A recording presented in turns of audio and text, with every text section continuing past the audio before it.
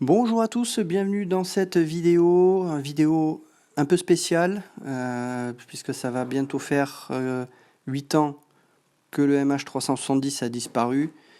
Et donc je vais vous faire ici une vidéo pour présenter un peu un état des lieux, des différentes pistes qui demeurent encore aujourd'hui. Et je vais essayer de balayer ces différentes pistes de façon à vous donner des éléments de compréhension, mais également de vous donner mon avis et mon analyse sur chacune d'entre elles. Alors il y a plusieurs théories qui demeurent. On va avoir notamment la défaillance technique, la bavure militaire qui a été largement médiatisée en France cette dernière année, la piste terroriste et on finira avec le suicide d'un des pilotes, de façon à voir un peu chacune de ces théories. On va commencer par la défaillance technique. Alors la défaillance technique, c'est la première piste que j'avais étudiée quand j'ai commencé mon enquête sur cette affaire. Ça fait déjà 7 ans. Et c'est vraiment ce que j'ai voulu essayer de décortiquer dans un premier temps pour analyser les différentes pannes et dysfonctionnements que l'on pouvait observer dans cette affaire. On avait en effet une panne transpondeur, une panne radio, une panne du système de communication par satellite, le SATCOM, et une panne de la CARS qui envoie les messages de position à la compagnie toutes les 30 minutes. Donc c'est vraiment cette piste-là que j'ai creusée au départ. Je suis même allé vérifier toutes les défaillances, les accidents, les rapports d'incidents qu'il y avait eu sur l'avion depuis qu'il était entré en service. Et j'avais essayé de voir s'il n'y avait pas une piste qui pouvait éventuellement coller au MH370. Ma conclusion est que cette piste technique est très peu probable parce que la coïncidence que l'on a d'avoir toutes ces défaillances en même temps, c'est quand même une extraordinaire coïncidence. Donc pour moi, il y a deux pistes. Soit on a affaire à une immense défaillance technique qui touche tout ça, et là la probabilité est quand même très très faible, c'est ce que je montre dans mon ouvrage en étudiant de manière sérieuse et objective le fonctionnement de l'avion, notamment les alimentations électriques, et on se rend compte qu'il y a une redondance sur cet avion qui est quand même énorme, et donc les chances que l'on puisse perdre tous ces systèmes en même temps, pour moi, elle est bien trop peu probable. Par contre, la piste d'un acte volontaire qui aurait coupé certains systèmes, là pour moi, elle est clairement tout à fait d'actualité. Xavier Titelman, qui est une autre personne avec qui j'avais justement fait une conférence au sein de l'école d'ingénieurs de l'Estaca. On a fait une super conférence, c'était très intéressant. Et on a un point de vue qui est assez similaire. Le seul point où on diverge, c'est sur cette défaillance technique. Lui considère que c'est une piste qui est toujours valable. Moi, je pense qu'elle est beaucoup trop peu probable. Mais voilà, je vous renvoie vers ses vidéos parce qu'il a beaucoup vulgarisé certains éléments que l'on a sur le MH370. C'est accessible au public, c'est bien expliqué. Bref, c'est vraiment quelqu'un que je recommande pour avoir une vision de cette affaire de manière relativement objective. La deuxième théorie qui a fait grand bruit dans les médias, surtout cette dernière année en France, c'est la bavure militaire, largement relayée par le dernier ouvrage de Florence de Changy. Alors j'ai largement fait de critiques de cet ouvrage. Alors, certains s'interrogent sur pourquoi j'ai été extrêmement critique envers ce livre. Ben, je vais être franc, de tous les livres que j'ai pu lire sur cette affaire, c'est la pire enquête que j'ai pu lire.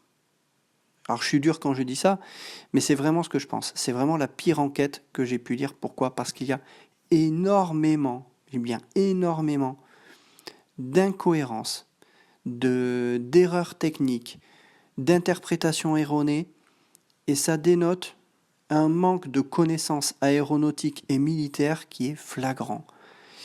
Et c'est pour ça que je réagis, parce que dans ce domaine-là, c'est mon domaine de compétence. Je travaille dans l'aérien, je connais très bien des aspects qu'elle traite dans son ouvrage, que ce soit les radars, que ce soit le contrôle aérien, que ce soit les interceptions. Ce sont des domaines que je connais très bien, dans lesquels j'ai travaillé pour certains.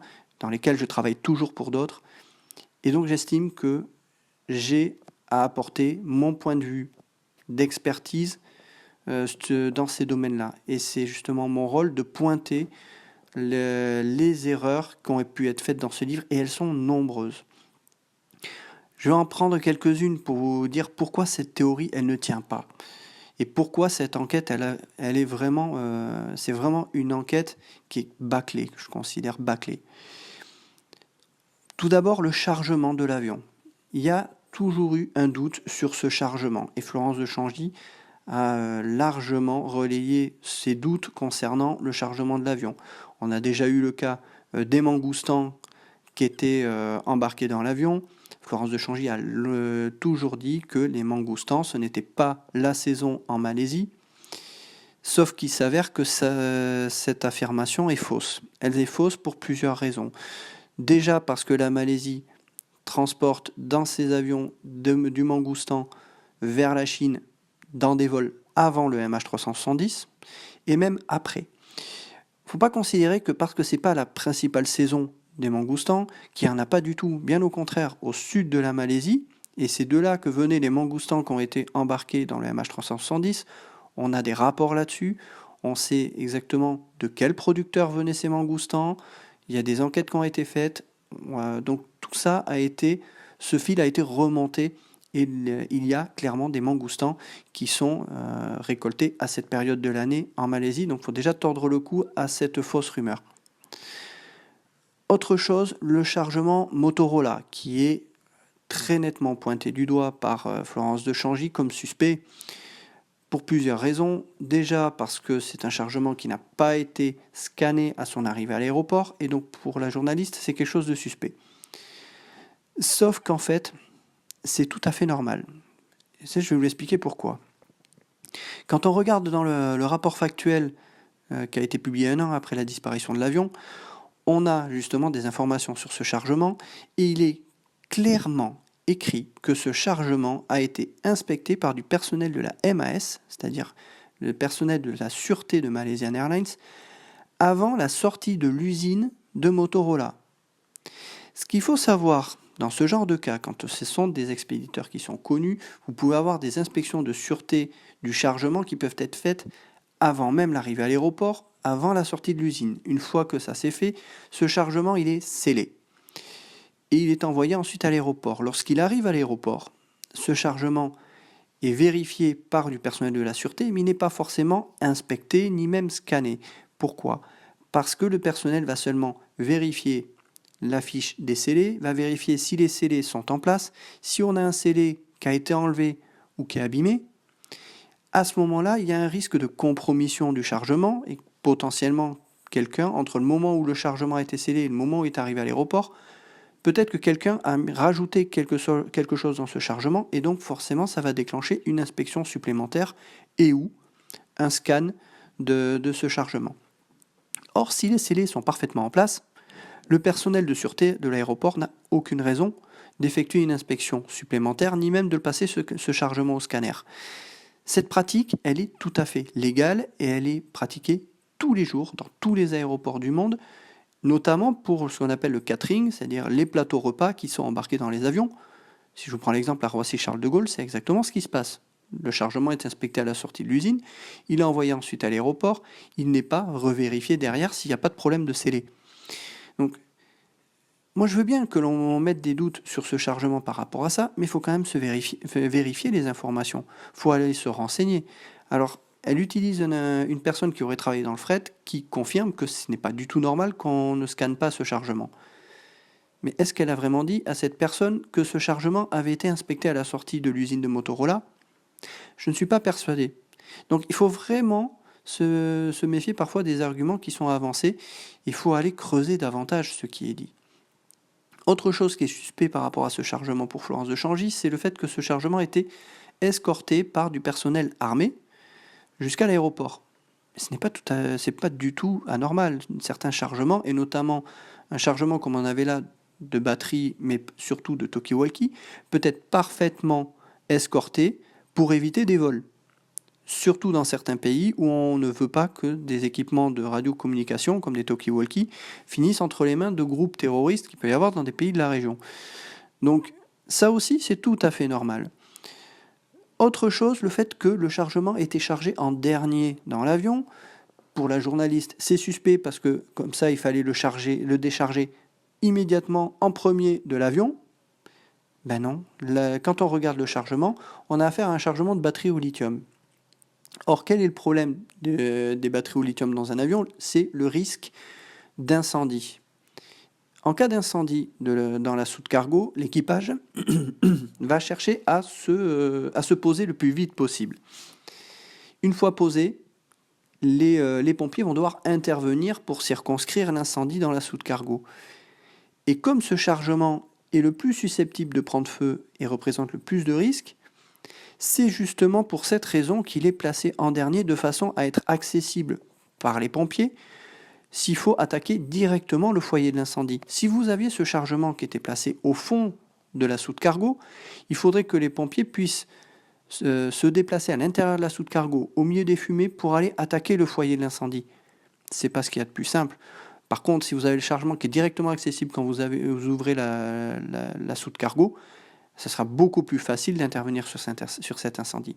Donc vous voyez que le fait que ce chargement ait été placé en dernier, c'est quelque chose qui est tout à fait, là aussi, normal. Mais encore faudrait-il que la journaliste ait pu investiguer un peu plus ces aspects-là, mais elle ne connaît pas les aspects aéronautiques, et notamment ce qui régit le transport des matériels dangereux à bord des avions.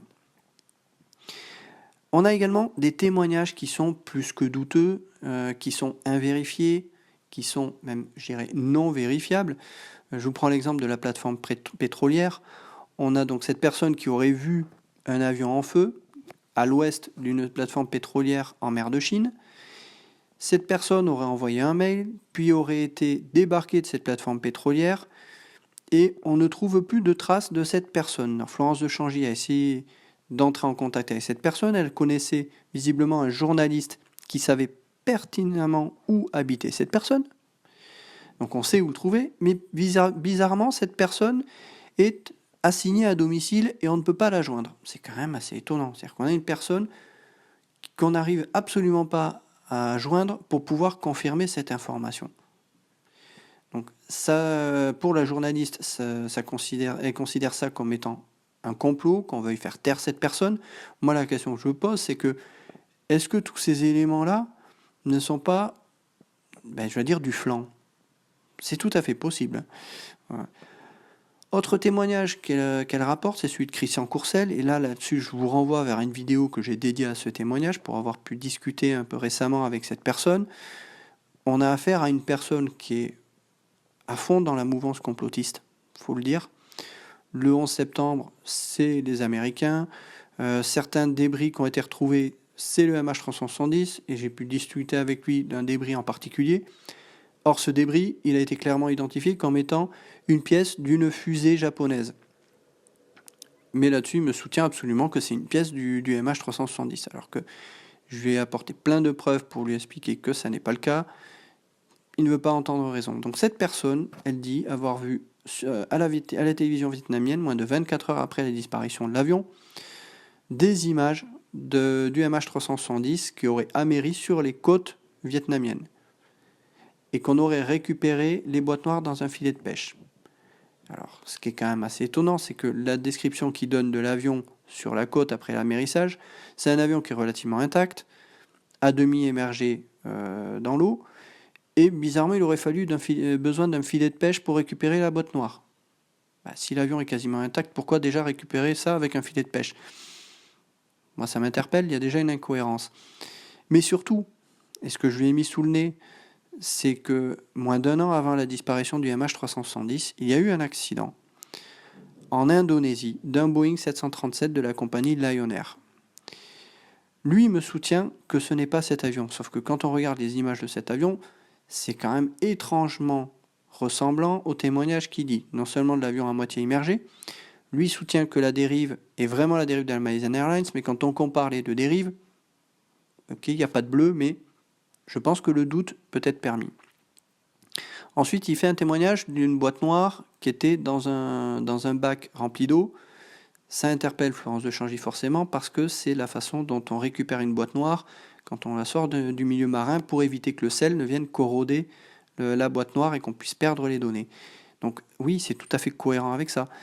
Sauf que les images qu'il décrit avec des militaires autour, eh bien on retrouve exactement ces mêmes images dans le cas des boîtes noires qui ont été récupérées du crash de la Lion Air. Donc, moi ce qui m'interpelle, c'est que on a des images de ce genre-là, et cette personne est la seule à avoir vu ces images à la télé vietnamienne. Je suis très dubitatif sur ce témoignage, mais je vous renvoie pour plus de détails sur la vidéo que j'ai publiée à ce sujet-là. Donc on a des témoignages, tout un tas de témoignages qui sont rapportés par Florence de Changy, qui pour moi ne tiennent pas la route. Ils ne tiennent pas la route, ils sont très fébriles, mais par contre, elle les a gardés parce que ça, pour elle, ça confirme que l'avion s'est écrasé en mer de Chine.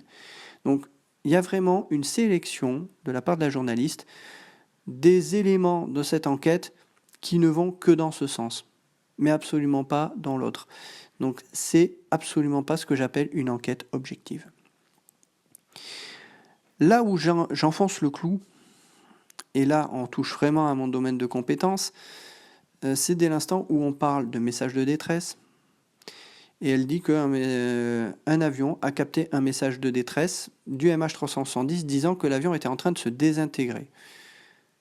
Première chose qui m'interpelle, c'est que tout d'abord, ce message de détresse sur la fréquence de détresse, comme elle dit, qui a été reçu, étonnamment, il n'y a qu'un seul avion qui l'a entendu.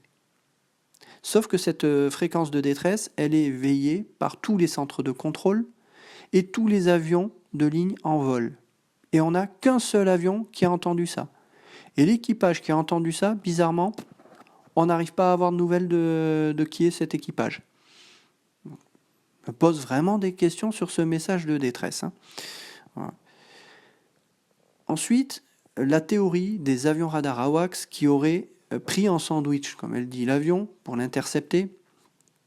Déjà, il y a une grosse incohérence, et ça, pour avoir été contrôleur d'interception dans l'armée, on ne ferait pas d'interception avec un avion radar AWACS. Avec une incohérence qui est déjà énorme, c'est la vitesse maximale d'un AWACS. Il faut savoir que la vitesse maximale d'un AWACS ne permet absolument pas de suivre un Boeing 777, même à vitesse de croisière, comme c'était le cas du MH370. C'est-à-dire qu'on le mettrait à côté, il serait incapable de le suivre. Là, il y aurait 2 avions radar AWACS. Sur quoi se base cette théorie? Sur le fait qu'une personne aurait dit à Guylain Wattrelos qu'il y avait 2 avions radar américains dans la région cette nuit-là. Je n'ai jamais réussi à avoir le moindre élément attestant qu'il y avait vraiment 2 AWACS américains dans la zone. Je ne dis pas que ce n'est pas le cas. Je dis que je n'ai jamais réussi à avoir d'éléments dans ce sens. Mais surtout, s'il y avait ces 2 avions radars dans la région, ils n'auraient absolument pas été utilisés comme le dit Florence de Changy. Donc là déjà, c'est une méconnaissance énorme du matériel militaire, de comment on l'utilise. Ensuite, il y a une grosse erreur qui est faite sur les AWACS. Elle prend un témoignage qui lui a été fait disant que les avions radars AWACS sont équipés de capacités de brouillage phénoménales. Et là, selon moi, il y a une grosse incompréhension et une grosse erreur dans ce qui est embarqué sur les AWACS. Sur les AWACS américains, ce qui est vrai, c'est qu'à partir de 2012, je crois que c'était les blocs 30 et 35, c'est-à-dire une mise à jour des AWACS américains, mise à jour qui a d'ailleurs été faite sur les AWACS français, on a commencé à équiper des avions radars AWACS de capacités de guerre électronique. Mais attention, quand on parle de guerre électronique, la plupart des gens font le raccourci guerre électronique égale brouillage. La guerre électronique, ce n'est pas que ça. La guerre électronique, c'est certes du brouillage, mais c'est aussi du leurrage pour leurrer les missiles, mais aussi des capacités d'écoute et de localisation des émetteurs radio et radar. Or, ce qui a été embarqué à bord des AWACS 2 ans avant la disparition du MH370, ce sont justement des équipements de détection et de localisation des émissions radar, de façon à déterminer dans telle direction on a un radar de tel type d'avion de chasse, par exemple, qui émet. Ça permet de détecter ces émissions de très loin, et donc d'avoir une idée des avions de chasse qu'il peut y avoir à un endroit et de diriger des avions de chasse pour les intercepter, d'avoir déjà une sorte de pré-identification des contacts radars que l'on peut avoir. Voilà ce qui est embarqué dans les avions radar AWACS. Ce n'est absolument pas du brouillage. Et ce qu'affirme justement Florence de Changy, c'est qu'il y a des preuves de brouillage parce que ce qu'elle voit dans Flight Radar, le site qui permet de suivre les avions en vol, montre d'autres avions dans la région qui disparaissent. Et là aussi, moi je fais des bons, parce que ça montre qu'elle ne sait absolument pas de quoi elle parle. Les avions qui disparaissent dans cette région disparaissent parce qu'ils sont hors de portée d'un récepteur basé au sol. Vous avez des récepteurs qu'on appelle des récepteurs ADS-B qui captent les avions qui sont à portée. Et ces informations sont ensuite relayées à Flight Radar qui fusionne un peu pour avoir une couverture un peu mondiale. Mais la portée de ces détecteurs ne permet pas de suivre les avions lorsqu'ils sont trop loin des côtes. Et c'est exactement ce que l'on observe dans Flight Radar. Quand les avions sont loin des côtes, il n'y a aucun récepteur qui les capte et forcément, qu'est-ce qu'ils font ? Ils disparaissent de Flight Radar. Donc, ce qu'elle y voit dans Flight Radar, ce n'est absolument pas la preuve d'un brouillage, c'est uniquement un fonctionnement normal de Flight Radar. Et là encore aurait-il fallu qu'elle s'intéresse à Flight Radar et de savoir comment ça fonctionne. Ce qu'elle n'a pas fait. Donc, vous comprenez qu'il y a encore plein d'éléments que je pourrais dire là-dessus, mais avec tous ces éléments-là, je ne peux pas valider une enquête de ce type, c'est pas possible. Il y a beaucoup trop d'erreurs techniques, on a même des phrases de rapports officiels qui sont déformées. Je prends une phrase d'un rapport qui date, comme elle dit, du 1er avril 2014, où elle dit que l'armée malaisienne a vu l'avion aux environs de 8 heures du matin sur ses radars. Elle dit que c'est absolument impossible puisque l'avion ne pouvait plus voler à cette heure-là. Oui, c'est vrai, sauf que quand on regarde dans le rapport, il n'est absolument pas question d'heure. C'est-à-dire qu'elle a repris la phrase du rapport et elle a rajouté une heure qui n'est pas dans ce rapport. Donc là-dessus, je ne suis pas d'accord sur cette manière de faire. Qu'on prenne la phrase du rapport, qu'on puisse ne pas être d'accord avec cette phrase, soit. Mais qu'on ne vienne pas dire qu'une phrase que l'on modifie vienne d'un rapport officiel, là je ne peux pas être d'accord sur cette manière de faire. Donc je vous renvoie sur les vidéos que j'ai faites sur ce livre-là, de manière plus détaillée. Donc oui, ce genre d'enquête, ça me fâche. Ça me fâche parce que le public fait confiance à une journaliste comme elle qui a enquêté dessus depuis quasiment les premiers jours. Donc le public considère que cette personne connaît bien l'affaire et lui fait confiance.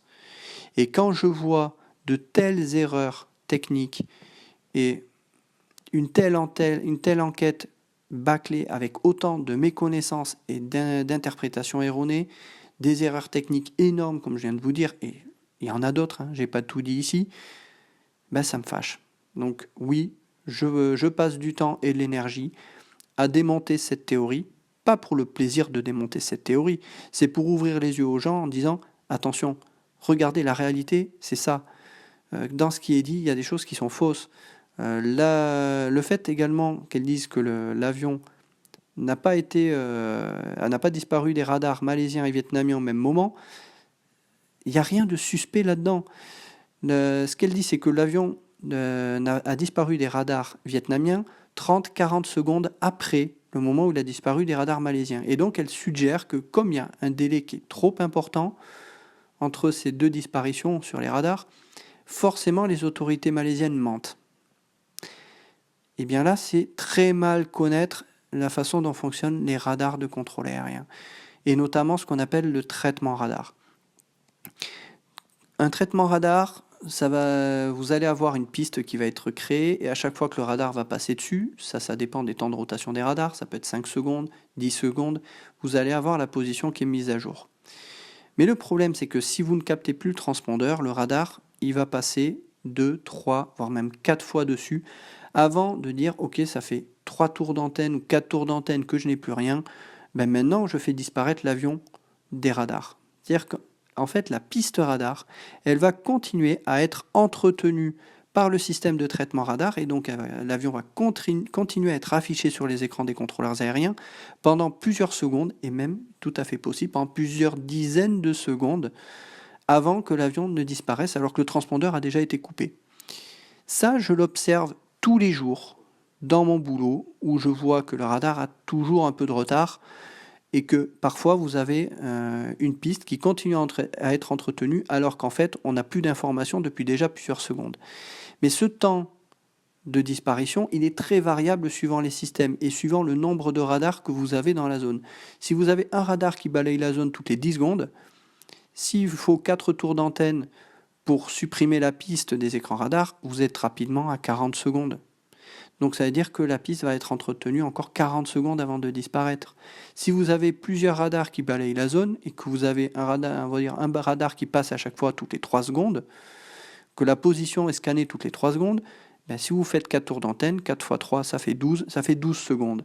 Donc la piste va être entretenue seulement 12 secondes avant de disparaître. Mais un autre système qui n'a qu'un seul radar qui balaye, ce qui est le plus probable dans le cas du Vietnam, eh bien, va mettre 40 secondes avant de supprimer la piste. Voilà pourquoi vous avez un écart entre le moment où l'avion disparaît des radars malaisiens et vietnamiens. Ce n'est absolument pas quelque chose de suspect, c'est absolument quelque chose qui est normal dans le fonctionnement des systèmes de traitement radar. Mais là encore, c'est un domaine qu'elle ne maîtrise absolument pas et sur lequel elle a fait des interprétations qui sont totalement erronées. Donc c'est aussi mon rôle d'amener cette compétence, cette expertise de ce domaine-là pour dire attention, ce qui est dit là, ça n'est pas vrai. J'en finis là sur la bavure, je pense que j'ai suffisamment détaillé tous les points sur lesquels je ne suis pas d'accord, et je vous rassure, il y en a plein d'autres. La piste terroriste. La piste terroriste, elle a été longuement évoquée au début par les journalistes qui la privilégiaient, notamment avec les 2 Iraniens avec les faux passeports, surtout au début quand on n'avait pas leur nom. Et c'est intéressant justement cette piste. Pourquoi ? Parce qu'on se rend compte que les journalistes ont eu des œillères pendant les 5 premiers jours. Ça, c'est aussi autre chose que disait Florence de Changy, c'est que les autorités ont caché le demi-tour de l'avion et le fait qu'ils cherchaient de l'autre côté de la Malaisie pendant 5 jours. C'est totalement faux. On va tordre vraiment le cou à cette idée, je sais que je me répète, j'ai déjà dit dans les vidéos, c'est totalement faux. C'est pourquoi j'ai commencé à faire les vidéos des conférences de presse pour montrer qu'en fait ce que l'on dit là-dessus est totalement faux. Ça a été dit dès le 2e jour, et même moins de 24 heures après la disparition de l'avion, on a un communiqué de presse du Premier ministre qui explique qu'une 2e zone de recherche est ouverte. Donc ça n'est pas du tout caché. Je vous renvoie vraiment faire les vidéos que j'ai faites des tout premiers jours de la disparition, comme ça vous vous rendrez vraiment compte de ce qui a été dit. Or, ce qui s'est passé, c'est que sur les premiers jours, les journalistes sont focalisés là-dessus. On le voit clairement sur le 3e jour, où toutes les questions quasiment des journalistes tournent autour de la personnalité et surtout de l'apparence physique de ces 2 personnes avec les faux passeports. Le lendemain, donc au 4e jour, vous avez Interpol qui donne donc les noms de ces 2 personnes et qui confirme que ces personnes ne sont pas connues pour être affiliées à un groupe terroriste. Et là, la piste se dégonfle, et au 5e jour, là, les journalistes ouvrent les yeux et se disent « Mais pourquoi vous cherchez dans cette 2e zone ?» Et là, les journalistes se montrent extrêmement critiques envers les autorités en disant qu'ils ont caché, qu'en gros, ils cachent des informations. Non, ce que disent les autorités en disant qu'ils ont été parfaitement transparents sur ce point, je suis désolé, ce n'est pas pour défendre les autorités malaisiennes, parce qu'il y a plein de choses sur lesquelles je ne suis pas d'accord avec eux. Mais sur ce point-là, je ne peux pas être d'accord sur le fait qu'on dise qu'ils ont menti. Ils ont toujours eu un discours depuis les premiers jours qui est parfaitement clair, transparent et cohérent. Mais encore faut-il regarder les conférences de presse des 4 premiers jours. Et ça, je ne suis pas sûr que Florence de Changy l'ait vraiment fait. Parce que si vraiment elle avait vu ces conférences de presse, elle ne dirait pas que les autorités malaisiennes ont caché ça pendant 5 jours. Donc cette piste terroriste, elle s'est dégonflée. Reste encore des théories sur Diego Garcia, sur le fait que les données d'Inmarsat, les données satellites, auraient été soit inventées, soit trafiquées. Une théorie avancée par François Renaud, dont je vous renvoie vers une vidéo que j'ai faite avec lui il y a quelques semaines. Pour lui, Inmarsat a modifié les données satellites pour montrer que l'avion n'allait pas à Diego Garcia. Personnellement, je ne le pense pas du tout. Pour moi, ces données satellites sont fiables. C'est juste qu'elles sont imprécises pour pouvoir déterminer la position finale de l'avion. Mais voilà, vous avez encore des théories comme ça qui continuent de circuler. Ce qui nous amène à la dernière théorie, la théorie du suicide du pilote. Je ne vais pas me le cacher, c'est la théorie que je privilégie. Pourquoi ? Parce que tous les éléments de mon enquête pointent vers une action volontaire de quelqu'un dans le cockpit. Et ce qui est assez étonnant, on accuse régulièrement les autorités malaisiennes de ne pas dire les choses, sauf que ce qu'ils ont dit très vite, c'est que, et ça c'est le Premier ministre qui le dit, que ces actions sont l'œuvre d'une personne, donc un acte délibéré, comme il dit, de quelqu'un à bord de l'avion, de quelqu'un dans le cockpit. Et ça, je ne peux qu'être d'accord avec cette affirmation. Tout a été coupé, selon moi, par quelqu'un dans le cockpit. Pourquoi ? Toutes les pannes que j'ai étudiées, il reste toujours cette piste de l'acte volontaire qui permet d'expliquer ces dysfonctionnements. Le moment de la disparition, il a lieu entre le moment où on demande au pilote de contacter le contrôleur aérien vietnamien et le moment où il est censé contacter le contrôleur vietnamien. Il n'a jamais contacté le contrôle aérien vietnamien. C'est le meilleur moment, je ne suis pas en train de donner de conseils, pour faire disparaître un avion parce que c'est un moment où les contrôleurs aériens ne regardent plus vraiment cet avion. Quand on se débarrasse d'un avion, qu'on le shoot à quelqu'un, on ne le regarde plus. Quand on attend un avion, tant qu'il ne nous appelle pas, on ne regarde pas dans son secteur.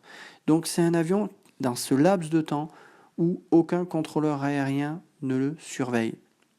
Et la personne aux commandes, moi je suis convaincu qu'il le sait parfaitement et que c'est ce moment précis qu'il a décidé pour détourner l'avion. Je ne vais pas jusqu'à dire pourquoi cet acte a été fait, le mobile. Je n'ai pas les compétences pour le dire et très franchement, il nous manque trop de pièces du puzzle pour le dire. Par contre, ce que je pense, c'est que les autorités malaisiennes n'ont pas tout dit sur le commandant de bord. Je pense qu'il y a des choses à dire sur le commandant de bord. On entend régulièrement dire que le commandant de bord est au-delà de tout soupçon, que c'est un très bon pilote. Oui, je suis d'accord, c'est un très bon pilote.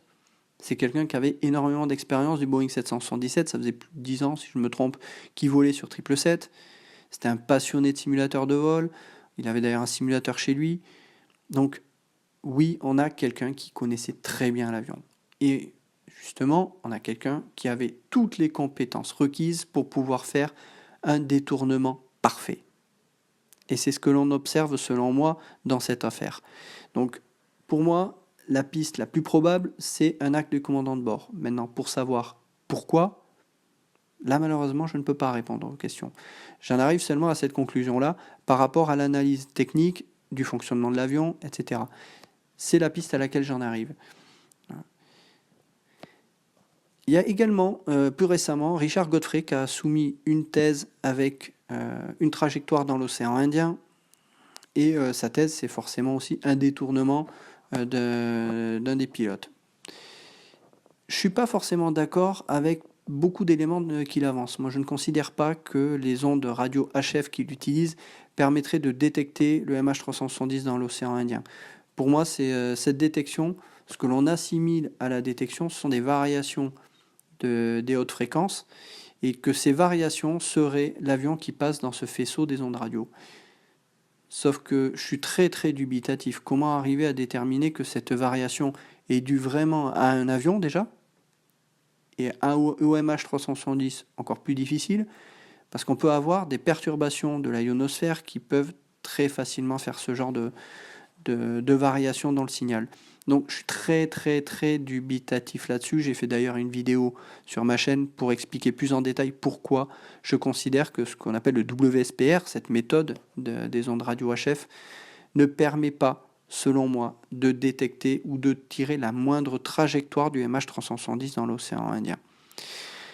Toutefois, Richard Godfrey a fait pas mal de bruit là-dessus, il a fait beaucoup de buzz au niveau des médias, son message a été largement relayé, d'autant plus qu'il se permet d'être extrêmement optimiste sur son travail, et là-dessus je suis très dubitatif.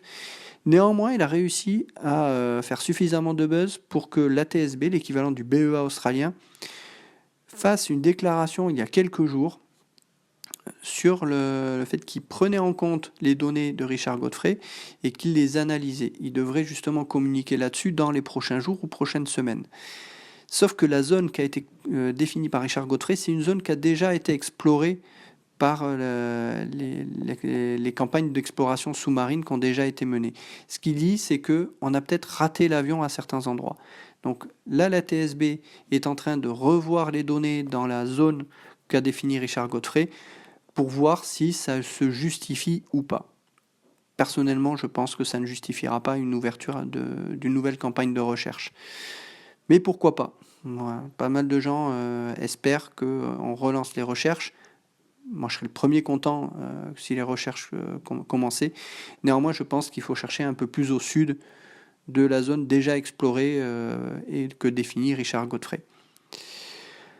Un dernier mot sur un dernier ouvrage qui sort justement tout récemment, fait par un pilote de ligne, avec qui j'ai été en contact depuis maintenant à peu près 1 an, où on a longuement débattu des hypothèses, mais également de son travail technique. Alors je vais peut-être faire un peu de la promo là-dessus, mais là on est vraiment sur un livre qui est pragmatique, qui est sérieux, avec vraiment quelqu'un qui amène son expertise de pilote, son expertise professionnelle là-dessus. J'attends de le recevoir pour avoir tous les détails, mais je sais déjà ce qu'il y a un peu dedans. On a vraiment un travail d'enquête qui est à l'opposé de ce qu'a pu faire Florence de Changy. Alors certes, c'est du technique, c'est peut-être des éléments que le public va trouver peut-être trop compliqués, et que le public préfère parfois des théories plus simples que comme celle de Florence de Changy, où l'avion a été abattu par les Américains. C'est bien connu, les Américains, c'est les méchants. Je ne dis pas que c'est les enfants de cœur, mais ils sont forcément responsables de tout. Non, là-dessus, je ne suis pas du tout persuadé que les Américains soient impliqués sur le MH370. Voilà.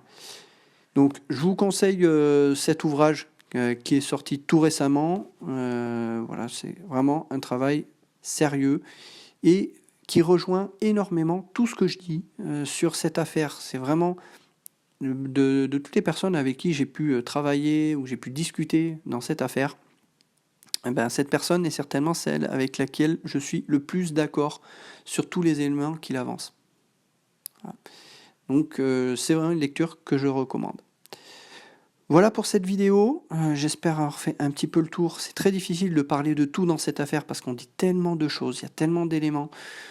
On parle, et puis mine de rien, le temps passe et ça fait quand même déjà des vidéos assez longues.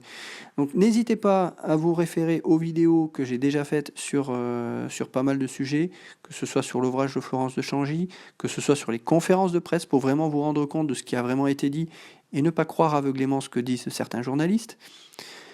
Et également, j'ai repris tout un tas d'éléments de cette enquête. Je n'ai pas fini, j'ai commencé à faire les données radar, les données Inmarsat, mais j'ai encore plusieurs vidéos sur le grill, mais j'essaie d'avancer comme je peux, en fonction de mes contraintes personnelles et professionnelles également.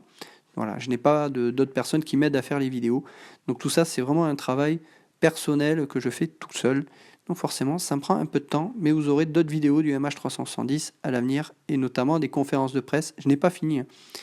Je vais continuer à faire les conférences de presse jour après jour, parce que j'ai à peu près peut-être 90% en vidéo des conférences de presse qui ont été faites par les autorités malaisiennes. Donc voilà, j'ai des éléments, et surtout ça permettra aux gens d'avoir un suivi au jour le jour du discours officiel, de ce qui a été dit, et de pouvoir avoir une vision un peu plus objective. C'est vraiment mon but, c'est de vraiment rétablir certaines vérités par rapport à beaucoup de choses qui ont été dites et déformées, de façon à ce que vous puissiez vous faire votre propre idée de l'affaire. Si vous considérez que la bavure, c'est le plus probable, je vous laisse libre de choisir, vous avez votre libre arbitre. Mais mon but, c'est de vous donner tous les éléments dont on dispose pour pouvoir vous faire votre propre analyse de votre côté sans vous faire influencer par tout le monde. Je vous dis à bientôt.